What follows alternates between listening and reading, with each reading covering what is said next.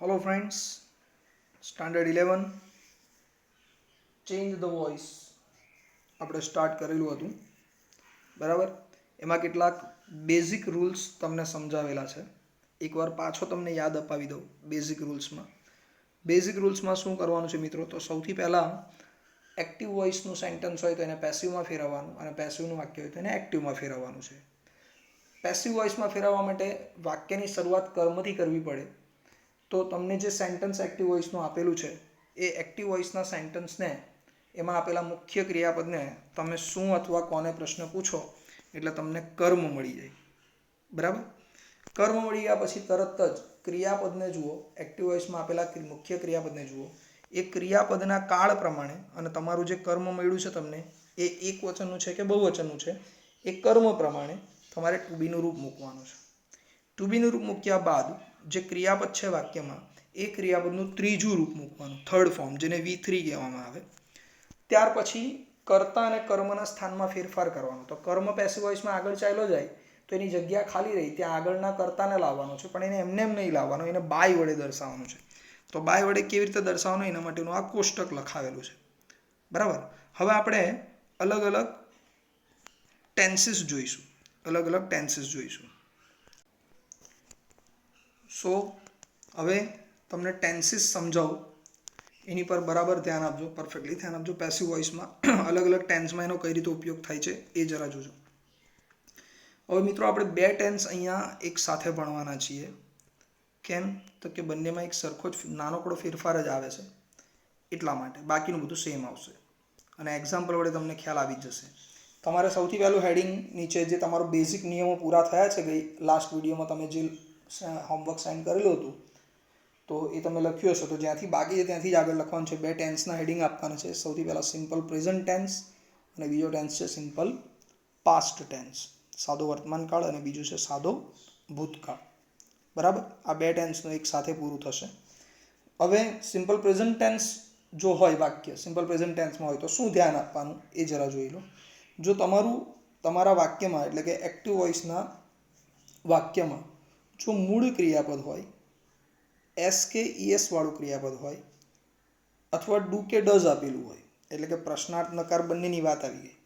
ત્રણ પ્રકારના ક્રિયાપદ જોવાનું, ધ્યાન આપવાનું. એક મૂળ ક્રિયાપદ હોય વાક્યમાં, બરાબર, મુખ્ય ક્રિયાપદ એ મૂળ ક્રિયાપદ હોય, અથવા એસ કે ઈએસ વાળું ક્રિયાપદ હોય, અથવા વાક્યમાં ડુ કે ડઝ અને એની સાથે મૂળ ક્રિયાપદ આપેલું હોય.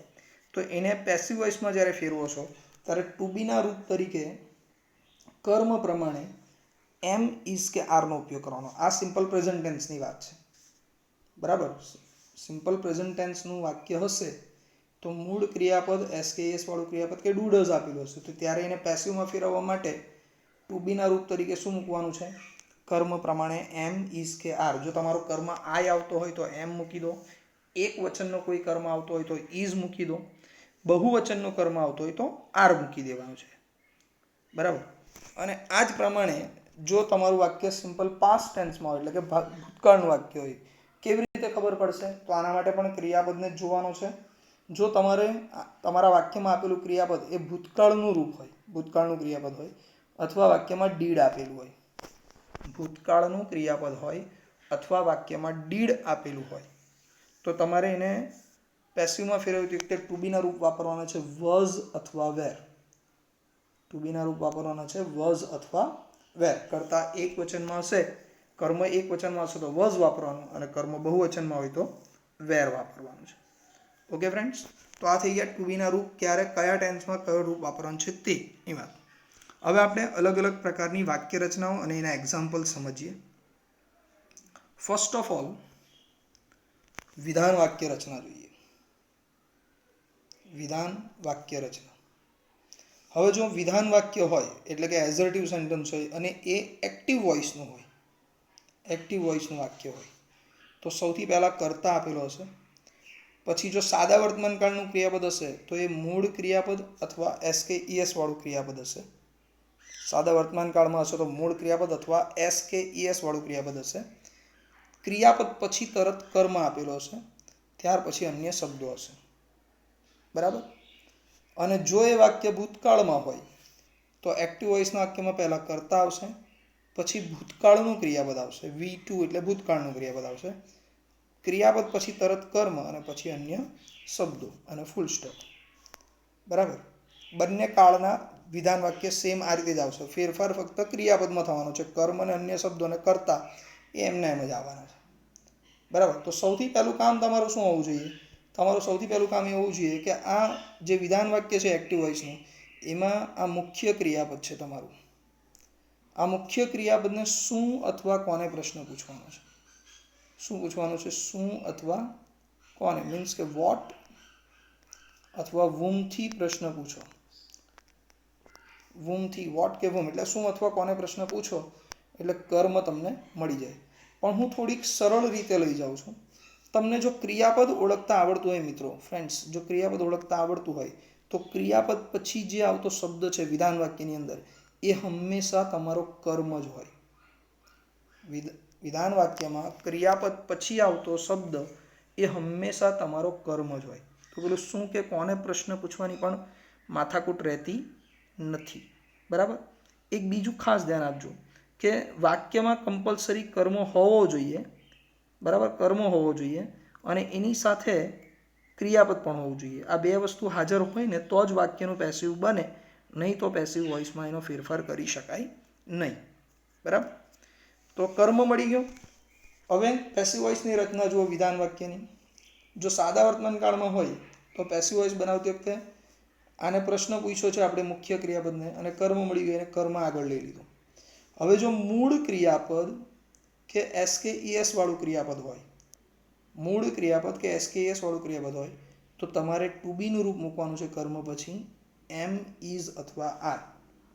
કર્મ પ્રમાણે, કર્મ એક વચનમાં હશે તો એમ કે ઇઝ, બહુવચનમાં હશે તો આર. બરાબર, ત્યાર પછી આ જે ક્રિયાપદ દેખાય છે એનું ત્રીજું રૂપ એટલે કે V3 મૂકવાનું. બરાબર, હવે આ તમારો કર્મ આગળ જતો રહ્યો છે, કર્મ આગળ જતો રહ્યો છે. તો હવે કર્મની જગ્યા ખાલી પડી, ત્યાં કોને લાવવાનો છે? આ કર્તાને ત્યાં લઈ જવાનો છે. તો એને કર્તાને લઈ જવા માટે શાના વડે દર્શાવવાનું? સૌથી પહેલાં બાય મૂકવાનું અને બાય પછી જે આગળ કર્તા છે એના કર્મનું રૂપ, એટલે કે આઈ આપ્યું હોય તો બાય મી કરી દેવાનું છે. કર્તા વી હોય તો લખી દેવાનું છે બાય અસ. પેલું કોષ્ટક લખાવેલું છે તમને. અન્ય શબ્દો જે છે, આ અન્ય શબ્દો એમાં કોઈ ફેરફાર કરવાનો નથી, એને એમને એમ લખી દેવાના છે. બરાબર, આ થઈ ગયું પેસિવ વોઇસની રચના વિધાન સિમ્પલ પ્રેઝન્ટ ટેન્સની. એની જગ્યાએ જો ભૂતકાળનું વાક્ય હોય તો પણ સેમ જ જવાનું છે. પેસિવ વોઇસ ભૂતકાળમાં બનાવવાનું હોય તો પણ પહેલાં કર્મ, ભૂતકાળનું ક્રિયાપદ એટલે કે આ V2 આપેલું હોય, ભૂતકાળનું ક્રિયાપદ આપેલું હોય તો તમારે ટુ બીનું રૂપ મૂકવાનું છે વોઝ અથવા વેર. વોઝ અથવા વેર. પછી સેમ પાછળનું બધું સેમ જ આવશે, જેવું સાદા વર્તમાન કાળમાં હતું એવું જ. એટલા માટે બે ટેન્સ ભેગા લખાવું છું, ફક્ત ફરક ટુ બીના રૂપનો જ પડે છે. તો ટુ બીનું રૂપ વોઝ કે વેર મૂકી દીધા પછી ક્રિયાપદનું ત્રીજું રૂપ મૂકવાનું, પછી બાય મૂકવાનું, બાય પછી કર્તાના કર્મનું રૂપ અને પછી અન્ય શબ્દો. આ બંને ટેન્સની વિધાન વાક્યની રચના. હું બે ટેન્સ ભેગા કર્યા છે, એનાથી તમારું લખાણ ઘણું બધું ઓછું થઈ જશે, રિવિઝન કરવામાં સરળતા પડશે. બરાબર, હવે જે વાક્ય રચનાઓ સમજાવી છે એને થોડુંક સેન્ટન્સમાં ઉતારીએ. બરાબર, વાક્યોને જોઈએ, ધ્યાનથી સમજીએ તો વધારે મજા આવશે, વધારે ખબર પડશે. બરાબર, જુઓ. હવે માનો કે તમારી પાસે એક વાક્ય છે, તમારું સેન્ટન્સ છે આઈ વોચ ટીવી એવરી ડે. આઈ વોચ ટીવી એવરી ડે. હું રોજ ટીવી જોઉં છું. તમારી પાસે મુખ્ય ક્રિયાપદ છે વોચ. આ તમારો ક્રિયાપદ છે. તો પહેલો પ્રશ્ન કરો, કર્મ શોધવાનો, પેસિવ વોઇસમાં બનાવવાનું છે. તો શું જોઉં છું? શું જોઉં છું? What watch. તો તમને કર્મ મળી ગયો ટીવી. આ તમારો કર્મ છે, ઓબ્જેક્ટ. બરાબર, શું જોઉં છું આને પ્રશ્ન કર્યો તો તમને કર્મ મળી ગયો ટીવી. તો આનાથી પેસિવ વોઇસની શરૂઆત થશે. તો ઉપરની વાક્ય રચનાને ધ્યાનમાં લઈએ એ મુજબ સૌથી પહેલાં કર્મ નીચે લઈ લો, તો એને લઈ લીધો નીચે ટીવી. બરાબર, હવે શું ધ્યાન આપવાનું છે? હવે આવવું જોઈએ ટુ બીનું રૂપ. વાક્ય રચના મુજબ હવે શું આવવું જોઈએ? કર્મ લખી દીધા પછી તો આપણને જોઈએ ટુ બીનું રૂપ. બરાબર, આની જરૂરિયાત છે. ટુ બીના રૂપને પહેલાં તો ક્રિયાપદ જોઈ લો. મૂળ ક્રિયાપદ છે અહીંયા વોચ, એ મૂળ ક્રિયાપદ છે. તો ઉપર તમને સમજાવ્યું છે હમણાં જ મિત્રો કે જો મૂળ ક્રિયાપદ હોય કે એસ કે ઈએસ વાળું ક્રિયાપદ હોય તો તમારે ટુ બીના રૂપ વાપરવાના છે એમ ઇઝ કે આર. તો ટીવી અહીંયા એક વચન છે માટે આપણે સિલેક્ટ કર્યું ઇઝ. હવે ક્રિયાપદનું ત્રીજું રૂપ V3 નું રૂપ મૂકવાનું છે, બરાબર, વાક્ય રચના મુજબ. તો વોચ ક્રિયાપદનું થર્ડ ફોર્મ થાય V3 થાય વોચડ, બરાબર. હવે કર્મ આગળ જતો રહ્યો ટીવી, તો ત્યાં પેલા આઈને લાવવાનું છે. તો આઈને કર્મની જગ્યાએ લાવો તો વાક્ય રચના મુજબ બાય અને કર્તાનું કર્મ મૂકવાનું. તો આઈનું થઈ જશે બાય મી. અન્ય શબ્દો છે એવરીડે, એમાં કોઈ ફેરફાર થયો નથી, એમ નામ લખી દીધું. તો હવે તમારું આખું વાક્ય છે પેસિવ વોઇસનું. કર્મ આગળ આવી ગયો, ટીવી સાદા વર્તમાનકાળનું વાક્ય છે એટલે ટુ બીનું રૂપ આવ્યું ઇઝ, વિથનું રૂપ છે વોચડ, કર્તાનું કર્મનું સ્થાનને લઈ જઈએ તો બાય મી એવરી ડે, અન્ય શબ્દો. ઓકે ફ્રેન્ડ્સ, આ જ પ્રમાણે આખા વાક્યને તોડફોડ કરીને સમજાવ્યું છે, ત્યારે કે દરેક પદ સમજાવ્યું છે. એટલે ધ્યાનથી વિડીયોને જોજો, નહીં સમજે તો ફરી એકવાર સાંભળજો, ડેફિનેટલી ખ્યાલ આવશે, ચોક્કસ ખ્યાલ આવશે. ઓકે, નેક્સ્ટ આગળ વધીએ છીએ. સેકન્ડ સેન્ટન્સ, બીજું વાક્ય જુઓ. તમારું બીજું વાક્ય છે Anil tax breakfast in the morning. શું લખેલું છે મિત્રો? ક્રિયાપદ કયું છે જોઈ લો પહેલા. ટેક્સ એટલે એસ કે ઈએસ વાળું ક્રિયાપદ આવ્યું, તો સાદો વર્તમાનકાળ થઈ ગયું વાક્ય.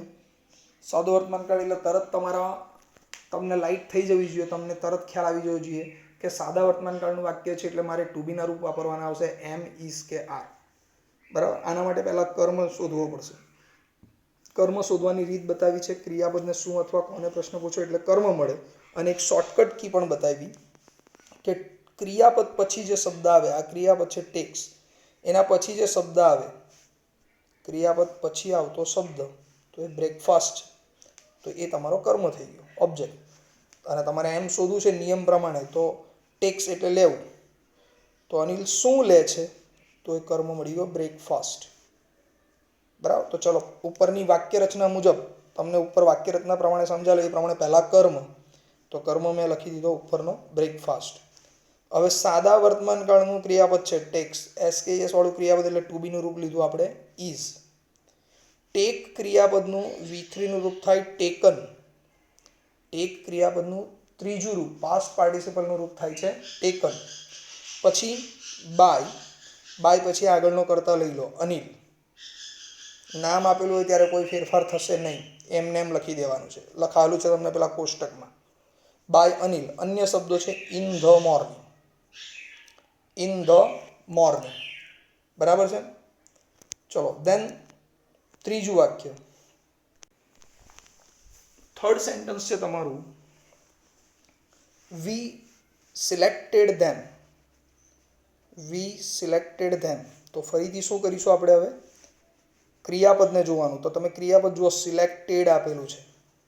સિલેક્ટેડ એટલે ડી કે ઈડી વાળું ક્રિયાપદ આવ્યું તો એ ભૂતકાળનું ક્રિયાપદ છે, એટલે કે આપણું વાક્ય હવે ભૂતકાળમાં છે. વાક્ય ભૂતકાળમાં છે એટલે ફરીથી આપણે પહેલો વિચાર ટુ બીના રૂપનો આવવો જોઈએ. ભૂતકાળનું વાક્ય હોય તો આપણે ટુ બીના રૂપ બદલવા પડશે કર્મ પ્રમાણે. એ આવશે વોઝ અથવા વેર. ટુ બીના રૂપ આવશે વોઝ અથવા વેર, બરાબર છે. તો સૌથી પહેલાં સિલેક્ટેડ, તો શું સિલેક્ટ કરવાનું છે? તો જવાબ નથી મળતો. કોને સિલેક્ટ કરશો? તો એ જવાબ મળી ગયો ધેમ, બરાબર. તો ધેમ એ તમારો કર્મ છે. ધેમ એ તમારો કર્મ છે ફ્રેન્ડ્સ, બરાબર. ચલો કર્મ મળી ગયો. કર્મ મળી ગયો એટલે એનાથી શરૂઆત કરીએ. હવે ધેમ કર્મ હોય ને, ધેમ કર્મ હોય, તમારો ઓબ્જેક્ટ ધેમ છે, એને જ્યારે તમે આગળ લો છો તો એનું થઈ જાય ધ્યેય. યાદ રાખજો, ધેમનું ધ્યેય થઈ જશે કર્તા સ્થાને લાવો એટલે. કર્મનું રૂપ છે એને આગળ લાવો એટલે એને કર્તાનું રૂપ મૂકવું પડે ને, તો એ તમારો પેસિવ વોઇસમાં થઈ ગયું ધ્યેય, બરાબર. હવે ભૂતકાળનું ક્રિયાપદ છે, ભૂતકાળનું ક્રિયાપદ છે માટે ટુ બીનું રૂપ આવશે ધ્યેય. બહુવચનમાં છે તો ટુ બીનું રૂપ આવશે વેર. વસ કે વેરમાંથી આપણે વેર સિલેક્ટ કર્યું. ઉપરની વાક્ય રચનાને ધ્યાનમાં લેજો, બરાબર. વસ કે વેર. હવે સિલેક્ટેડ ક્રિયાપદનું V3, તો એનું પાસ્ટ પાર્ટિસિપલ V3 પણ એ જ થાય સિલેક્ટેડ. જે ક્રિયાપદની પાછળ ડી કે ઈડી લાગેલું હોય એનું ત્રીજું રૂપ પણ એનું એ જ થાય, મતલબ કે ડી કે ઈડી વાળું રૂપ જ થાય, બરાબર. હવે ધેમની જગ્યાએ આપણે વીને લાવવાનો છે તો એને બાય વડે દર્શાવવું પડશે અને વીનું કર્મનું રૂપ થઈ જાય અસ, તો તો ધેમની જગ્યાએ આપણે લખીશું બાય અસ. અન્ય શબ્દો કોઈ આપેલા નથી તો આપણે પણ લખીશું નહીં. તો હવે આખું વાક્ય છે દે વી સિલેક્ટેડ ધેમ, તો એનો પેસિવ વોઇસ થાય they were selected by us. They were selected by અસ.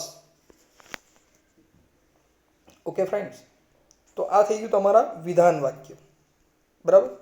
આ જ પ્રમાણે નેગેટિવ સેન્ટેન્સ જોઈએ, નકાર વાક્ય રચના સમજીએ. બરાબર. નેગેટિવ સેન્ટેન્સ પર ધ્યાન આપજો, નકાર વાક્ય ઉપર. જ્યારે તમે નેગેટિવ સેન્ટેન્સ બનાવો છો તો એક્ટિવ વોઇસની અંદર, એક્ટિવ વોઇસમાં નકાર વાક્ય રચનામાં સૌથી પહેલાં કર્તા આવે. જો સાદા વર્તમાનકાળનું વાક્ય એટલે કે સિમ્પલ પ્રેઝન્ટ ટેન્સનું વાક્ય હશે તો કર્તા પછી ડુ કે ડઝ મૂકેલું હશે, પછી નોટ આવશે. ડુ કે ડઝ આવી ગયું એટલે ક્રિયાપદનું મૂળ રૂપ આવે, પછી કર્મ અને ત્યાર પછી અન્ય શબ્દો. આ રીતનું વાક્ય નકાર વાક્ય હશે સાદા વર્તમાનકાળનું. કર્તા, ડુ કે ડઝ, પછી નોટ, ત્યાર પછી મૂળ ક્રિયાપદ, પછી કર્મ અને ત્યાર પછી અન્ય શબ્દો. અને આ જ વાક્ય જો ભૂતકાળનું હશે તો આવું હશે, પહેલાં કર્તા, પછી ડીડ, નોટ, મૂળ ક્રિયાપદ, કર્મ અને અન્ય શબ્દો. ફક્ત બદલાયું શું? તો કે બદલાયું આટલું જ, ડુ કે ડઝની જગ્યાએ ડીડ આવી ગયું એટલે ટેન્સ બદલાઈ ગયું. સાદા વર્તમાનકાળનું સાદું ભૂતકાળ થઈ ગયું. બાકી બધું સેમ જ છે, તમે જોઈ શકો છો. બરાબર. બે ટેન્સ ભેગા કરવાનો હેતુ આ છે. બરાબર. તો હવે એને પેસિવમાં ફેરવવાનું છે. પેસિવમાં ફેરવવાનું. હવે તમને નકાર વાક્યમાં કર્મ ક્યાં હોય એ પણ બતાવી દઉં. મેં તમને સ્પષ્ટપણે કીધું છે કે ક્રિયાપદ પછી આવતો શબ્દ એ કર્મ હોય. તો અહીંયા પણ જો આ ક્રિયાપદ નોટ પછી આવતો શબ્દ ક્રિયાપદ છે, તો એના પછી આપેલો શબ્દ કોણ છે? તમારો કર્મ, ઓબ્જેક્ટ. અને તમારે ગ્રામરના નિયમ પ્રમાણે શોધવું છે તો પણ થવાનું છે. આ મુખ્ય ક્રિયાપદ છે, એને પ્રશ્ન પૂછો શું અથવા કોને, તો તમારો આ કર્મ મળી જાય. બરાબર. તો નકાર વાક્યનો કર્મ પેસિવ વોઇસમાં પહેલાં લઈ લો. હવે જો સેન્ટન્સમાં ડુ કે ડઝ આપેલું હોય, જો તમારા વાક્યમાં ડુ કે ડઝ આપેલું હોય તો તમારે કર્મ પ્રમાણે એ ડુ કે ડઝની જગ્યાએ મૂકી દેવાનું છે એમ, ઇઝ કે આર. ફરીથી સાંભળજો. જો તમારા વાક્યમાં ડુ કે ડઝ આપેલું છે નકાર વાક્યની અંદર, તો એને પેસિવમાં ફેરવતી વખતે કર્મ પ્રમાણે એ ડુ કે ડઝની જગ્યાએ મૂકી દેવાનું છે એમ, ઇઝ કે આર. ટુ બીના રૂપો મૂકવાના છે. નોટ તરત જ ટુ બીના રૂપ પછી લખી દો. અહીંયા જે મૂળ ક્રિયાપદ છે એનું હવે શું કરીશું આપણે? પાસ્ટ પાર્ટિસિપલ એટલે કે ભૂતકૃદન V3 નું રૂપ મૂકીશું. આ કર્મની જગ્યાએ આગળના કર્તાને લાવવાનો છે, તો એ લખવાનું છે બાય પ્લસ કર્તાનું કર્મનું રૂપ, અને અન્ય શબ્દોમાં કોઈ ફેરફાર થતો નથી. બરાબર. આ જ રીતે જો તમારું ભૂતકાળનું નકાર વાક્ય હોય તો કર્તા પછી ડીડ નોટ આપેલું છે, ડીડ નોટ, તો ત્યારે શું કરવાનું? તો પહેલાં ઓબ્જેક્ટ શોધી લો, વાક્યનો કર્મ શોધી લો. કર્મ લખાઈ ગયો.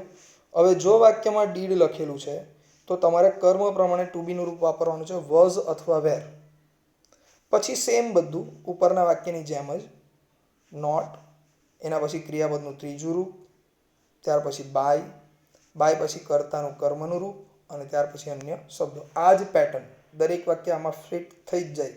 સાદા વર્તમાનકાળનું નકાર વાક્ય હોય કે સાદા ભૂતકાળનું નકાર વાક્ય હોય, એ આ રચના પ્રમાણે જ બનશે. બરાબર. એક્ઝામ્પલ જુઓ ફ્રેન્ડ્સ, એટલે વધારે ખ્યાલ આવશે. ફર્સ્ટ સેન્ટેન્સ છે તમારું, she does not read the newspaper. She does not read the newspaper. એક વાક્ય હું વાક્ય રચનાને ધ્યાનમાં લઈને કરાવું. બરાબર. એટલે તમને પ્રોબ્લેમ નહીં રહે. She does not read the newspaper. તો તમે ઉપરની વાક્ય રચના પ્રમાણે જોઈ શકો છો. સી કર્તા, પછી ડુ કે ડઝ, એના પછી નોટ, એના પછી મૂળ ક્રિયાપદ, ત્યાર પછી ધ ન્યૂઝપેપર કર્મ છે વાક્ય રચના પ્રમાણે. તો આપણે એને પેસિવમાં ફેરવવાનું છે. પેસિવમાં ફેરવવા માટે સૌથી પહેલાં આ નોટ પછી આ જે મૂળ ક્રિયાપદ દેખાય છે રીડ, એને શું અથવા કોને પ્રશ્ન પૂછો. તો શું રીડ કરે છે? તો જવાબ મળી ગયો ધ ન્યૂઝપેપર. What read? તો ધ ન્યૂઝપેપર. બરાબર. તો આ ધ ન્યૂઝપેપર એ તમારો કર્મ છે. તો એનાથી વાક્યની શરૂઆત થશે પેસિવ વોઇસની. તો ઉપરની વાક્ય રચના મુજબ પહેલાં કર્મ લઈ લઈએ, ધ ન્યૂઝપેપર. હવે આપણને વાક્યમાં ટુ બીનું રૂપ જોઈએ છે, તો એ ડુ કે ડઝ આપેલું છે વાક્યમાં, તમે જોઈ શકો છો અહીંયા ડઝ છે વાક્યમાં. તો ડઝ આપેલું હોય તો આપણે વાપરવાનું આવશે એમ ઇઝ કે આર. હવે એમ ઇઝ કે આર દેખાય તો ન્યૂઝપેપર પ્રમાણે ટુ બીનું રૂપ લઈ લેવાનું છે ઇઝ. બરાબર. હવે નોટમાં કોઈ ફેરફાર નહીં કરવાનો એટલે ટુ બીના રૂપ પછી તરત જ નોટ. રીડ ક્રિયાપદનું ત્રીજું રૂપ પણ એનું એ જ સ્પેલિંગ એની એ જ લખાય, ફક્ત એનો ઉચ્ચાર બદલાઈ જશે. એને બોલાય રેડ. બોલાય રેડ. બરાબર. પણ તમે સ્પેલિંગ આ જ લખવાનું છે. તો ઇઝ નોટ રેડ. હવે કર્મની જગ્યાએ આગળના કર્તાને લાવવાનું છે તો બાય સીનું થઈ જશે હર. બરાબર. એકવાર પાછું સમજી લો. ઉપરની વાક્ય રચના મુજબ પહેલાં કર્મ, ધ ન્યૂઝપેપર, પછી ટુ બીનું રૂપ તો ડઝ આપેલું છે માટે ઇઝ મૂકી દીધું, એમિઝારમાંથી ઇઝ લીધું. નોટમાં ફેરફાર નથી થતો. રીડનું V3 થઈ ગયું રેડ, સ્પેલિંગ એ જ આવે. અને કર્મની જગ્યાએ આગળનો કરતા લાવો તો એ થઈ ગયું by her. The newspaper is not read by her. Okay friends. આ જ પ્રમાણે આગળનું વાક્ય, I do not take tea. I do not take tea. બરાબર. તો મુખ્ય ક્રિયાપદ છે ટેક. મુખ્ય ક્રિયાપદ છે ટેક. એને શું અથવા કોને પ્રશ્ન પૂછો, વોટ ટેક, શું નથી લેતો, તો કર્મ મળી ગયો ટી. બરાબર.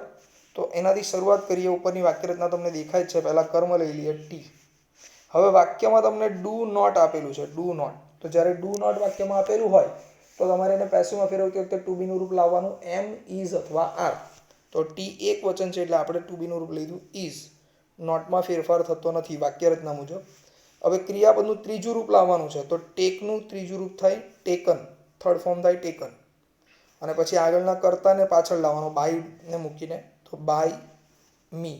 આઈનું થઈ ગયું બાય મી. તો તમારું પેસિવ વોઇસનું પૂરું વાક્ય છે it is not taken by me. બરાબર. સેમ થિંગ ત્રીજું વાક્ય, Ami did not forget a face. Ami did not forget a face.